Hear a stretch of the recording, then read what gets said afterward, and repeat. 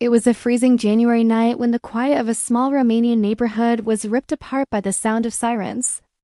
People woke to see the orange glow lighting up the sky. The Popescu house at the end of the street was burning.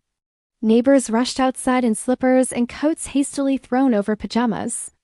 The fire spread quickly, eating through the old wooden beams, the roof collapsing piece by piece. Everyone knew the Popescu family, a hardworking couple and their two young children, 7-year-old Anna and 5-year-old Victor. The parents had managed to escape, coughing and choking, their faces blackened with smoke. But in the chaos, the children had been left upstairs. The mother's screams echoed down the street, sharp, heart-wrenching cries for her babies. Some neighbors tried to run toward the door, but the flames and thick black smoke pushed them back. Then came the firefighters, rushing in with masks and axes. 2 of them disappeared inside, swallowed by the blaze. Every second felt like an eternity. People stood frozen, hands over their mouths, tears streaming as they waited for a sign of life. Finally, one firefighter stumbled out, carrying little Anna in his arms. She was coughing, terrified but alive. The crowd gasped with relief. Moments later, another firefighter emerged, holding Victor's limp body. His face was pale, his chest still. For a moment, time stopped. On the front lawn, paramedics fought to bring him back.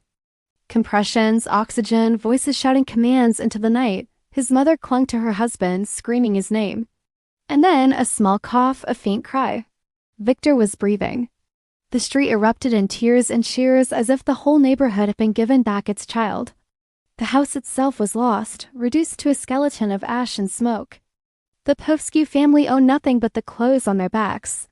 Yet in the days that followed, something extraordinary happened. Neighbors they barely knew showed up at their doorstep with bags of food, clothes, toys for the children, even money to help them start over.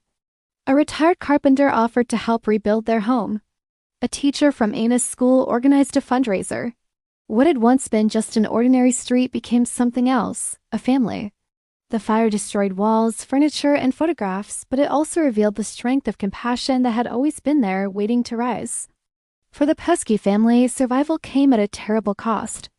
But from the ashes grew something more powerful than flames, the certainty that even in the darkest night, humanity can still shine.